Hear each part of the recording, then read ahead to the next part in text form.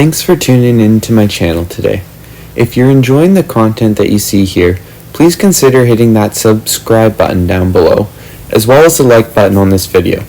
Be sure to leave a comment if you have any questions, and thanks for joining. Let's get to work. So this John Deere 110 we're getting ready to sell. It's got the mower deck and it also has a tiller. Everything's functional, but it's well used. So there's a couple things we're gonna do, just mini little fixes, and also just some aesthetic upgrades. So first of all, last year we replaced both back tires, so they're brand new, but you can see that the front tires are shot. That one's fallen apart.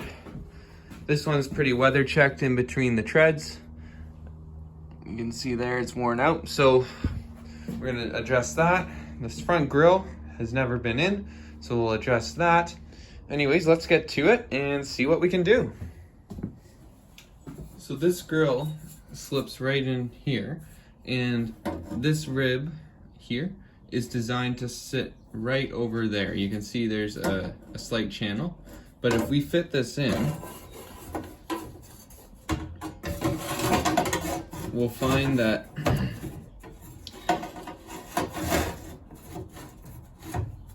I have it upside down. There we go. So number one, this thing is tapered. Number two, I think it's bent over the years because it falls out pretty easily, and that was my problem when I got it. So what I'm gonna do is I'm gonna try and take some of that bend out of it and straighten it up a bit so it's wider, and then we'll slide her back in. So it looks like this grille took a bit of damage up here at some point, and so that might perhaps be why it's a little flattened out and not sitting quite right. So I'm gonna just try and bend this by hand, and we'll see what we can do to essentially get this back into position.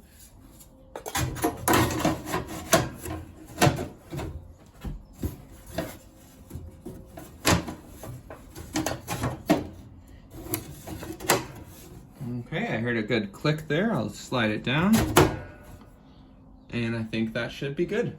Looks good having a grill in there to hide the engine a bit. So the next issue we're gonna address is the tires. So we're gonna go ahead and jack this thing up.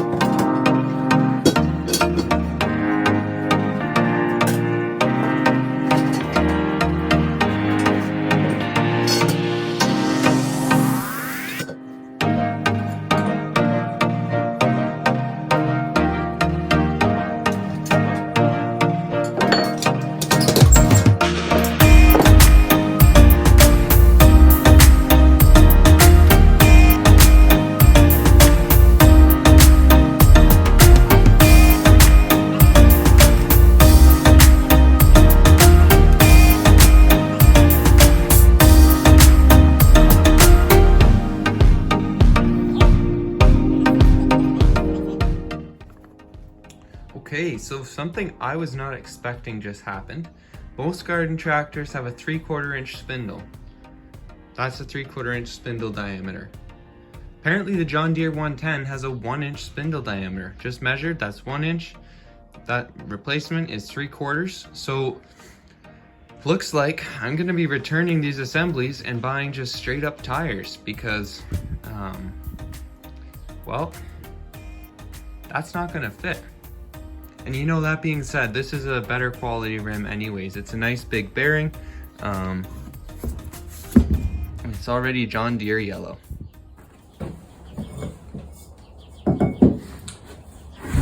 So working with the little tires, like trying to get them off the rim and on the rim, can be a bit frustrating. I have had success in the past, but as I mentioned earlier, I bought a wheel assembly because it's just a lot easier, and in this case they were on sale for only $10 more as a full assembly. Anyways, not gonna work because of the wrong spindle size, which is fine. So back to square one of replacing just the rubber on this. So Step one is getting this old rubber off, and sometimes it is a bear to get off. So we're gonna go at it and see how we do.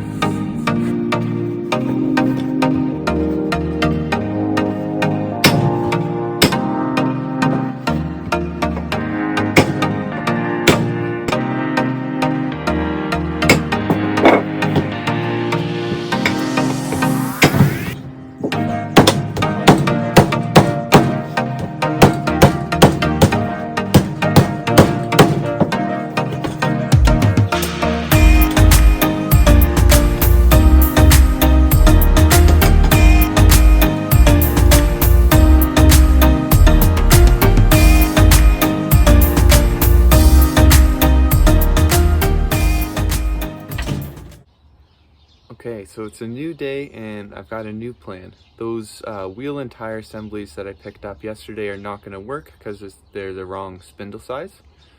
So we're going to go back to the store, we're going to pick up just some tires, we're going to get some valve stems, and we're going to put some new tires on those old John Deere rims, which, to be honest, I think is a way better plan because those old John Deere rims look like way better quality than the new ones I picked up.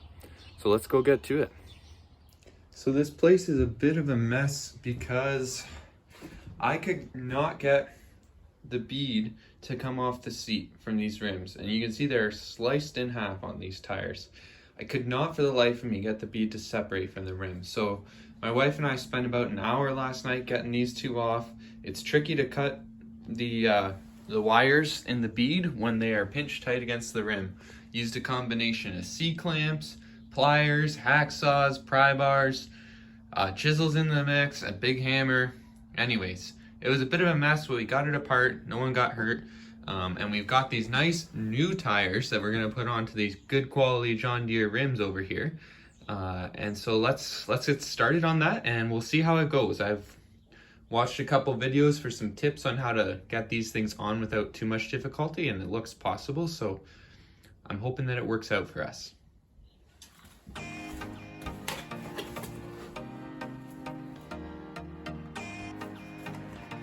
Okay, a little bit of oil on the valve stem on the part that's going to have to slide.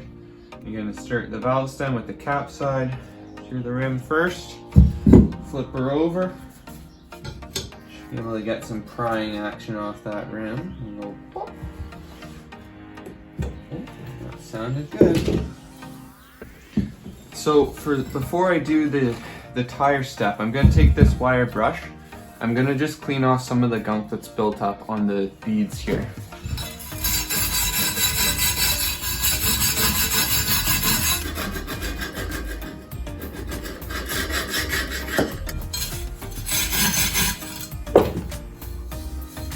Okay. Feels pretty good. As I was explaining earlier, this is our bead here. And we want this to be able to slide over the rim so we don't have to fight it quite as much.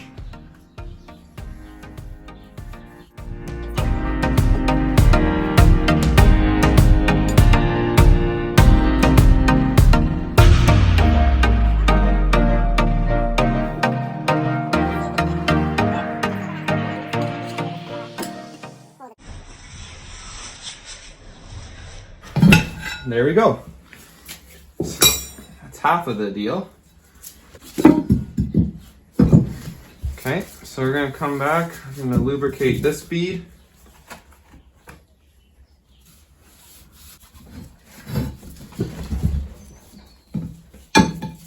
So use your knees to put some weight and keep half the tire in place. And we're going to get part.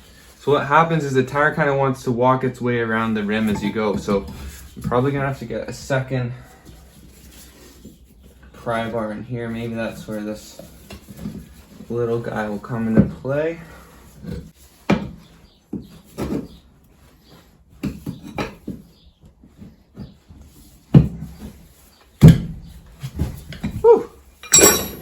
There we go.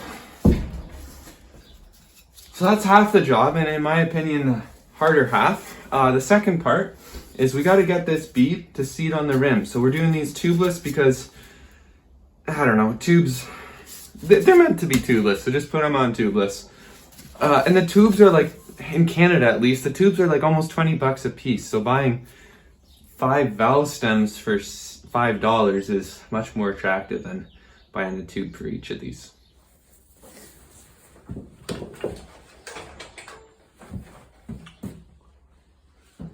Okay, so for this step, what we need to do is we need to get, like I said, this bead to sit, the rubber bead to sit against the metal rim. And what you're gonna do is you're gonna need, ideally, an air compressor. And if you got multiple diameters of hose, pick the biggest diameter, because volume here is the critical part. I've got a 1/4 inch and a 3/8 inch hose.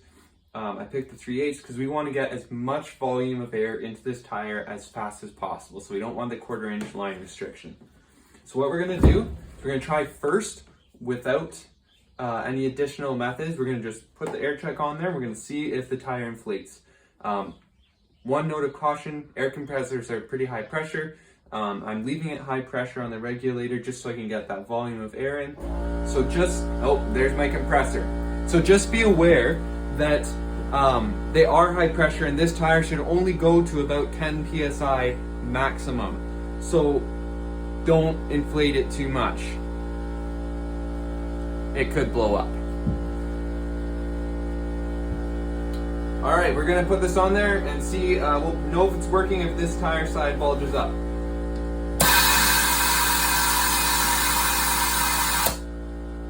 No movement.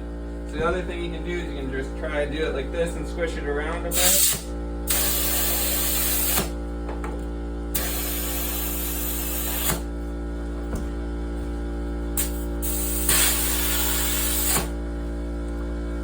Okay, so my leaks are too big, so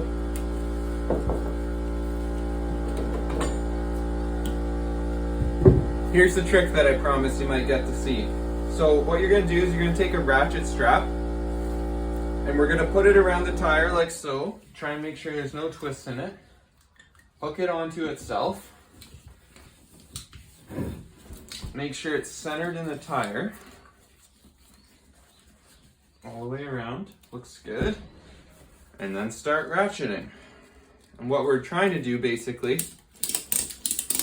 is as we ratchet this, it should push the sides of the tire outwards.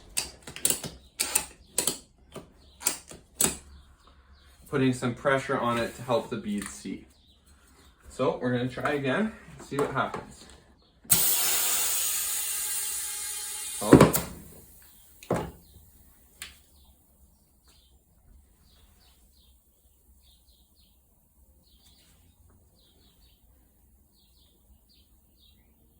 And that is a bead that is seating. Now we've got some pressure here.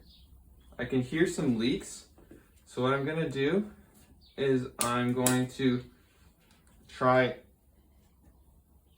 loosening off some of this pressure on this tire. Because I likely pumped it up a bit too high.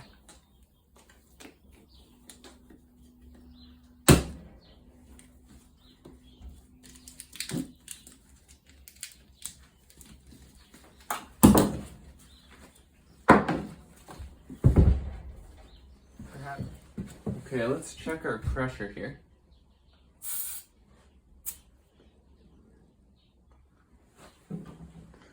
Sitting at about 12 psi.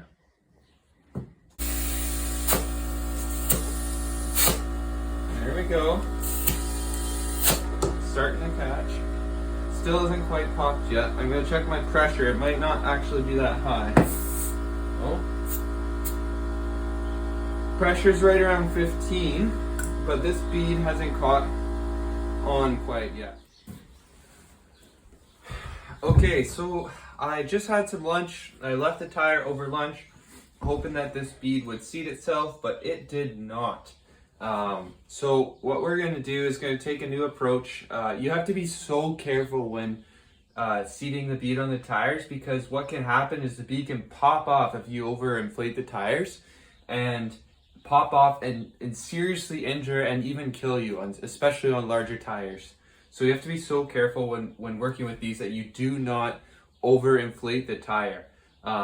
You know, these tires are rated for a working pressure around 14 pounds, which is not a lot. I did go up to 25 on this one, and may not have been the best idea. So what I'm going to do is I'm going to take all the air out, break the bead off, lubricate it up, especially in this stretch, and then we're going to reseat the bead, and hopefully we can get it to fit on.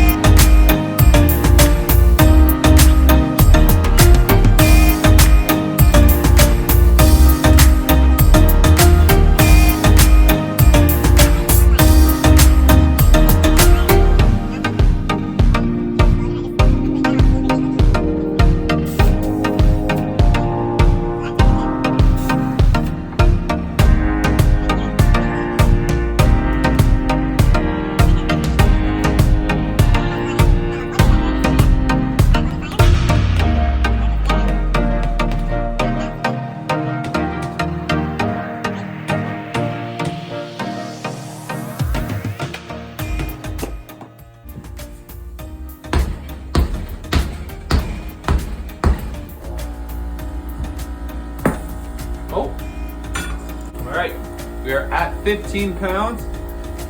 This bead is fully seated all the way around. Ta-da!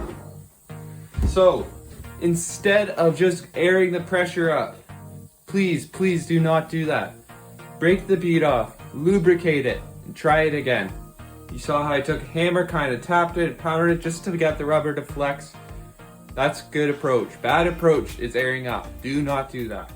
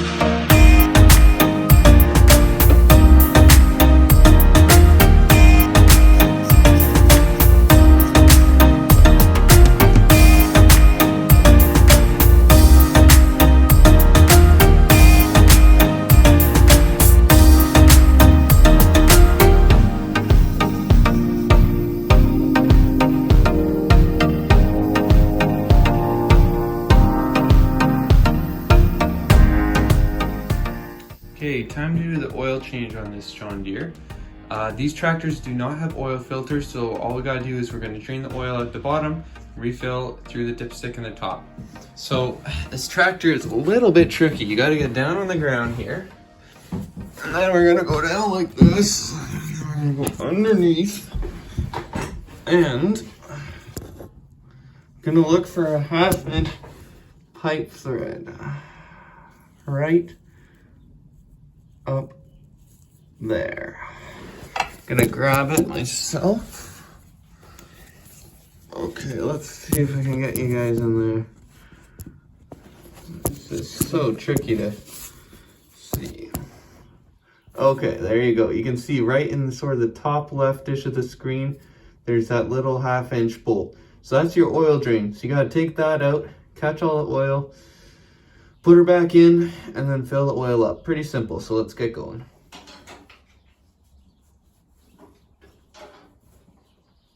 Can't see it, I can just feel it. Okay, 3/8 is a perfect fit. Lefty loosey.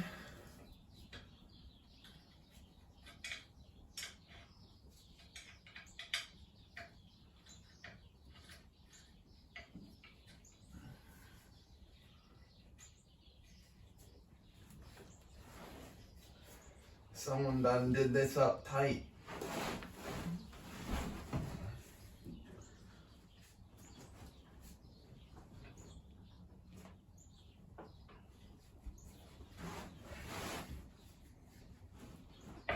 There we go. Broke it loose. Okay, let's keep working it. Maybe by hand though.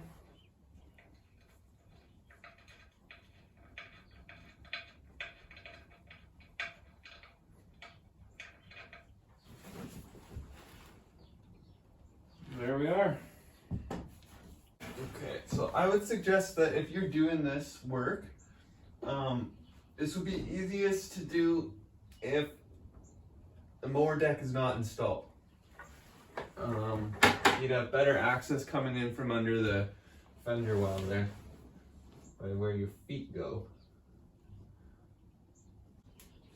So the good news is this drain plug is located roughly at the back of the engine, so that oil is going to naturally want to migrate there when you jack up the tractor. Snug it up with a wrench.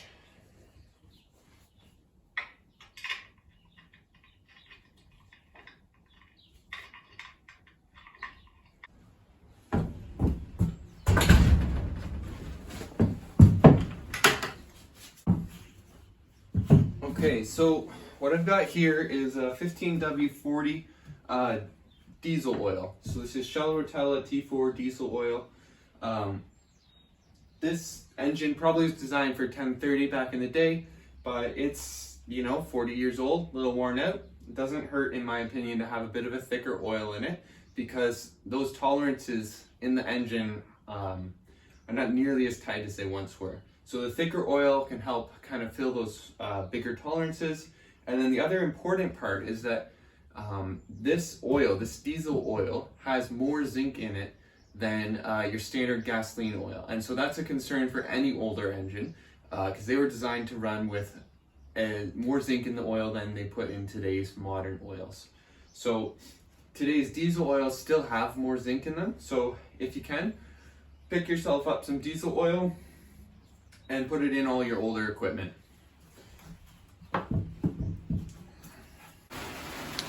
Okay, so we're ready to do the oil change here.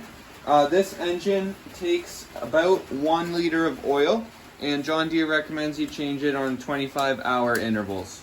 So I'm gonna decant my big jug into my little jug, 500 ml, so I can measure it out, roughly an idea. I'm gonna start with 1 liter, and then we'll check the levels and we'll top up as necessary. Okay, here goes 500 mils.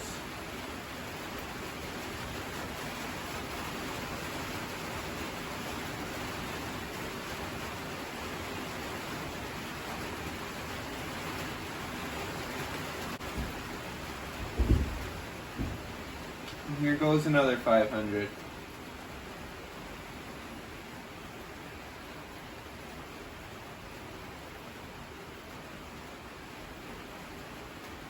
So that's enough to safely start the engine. We're going to put these front tires back down on the ground, and then we are going to close her up and take her out of the shop, because that's all we're doing for now. Thanks for watching, and have a really great day.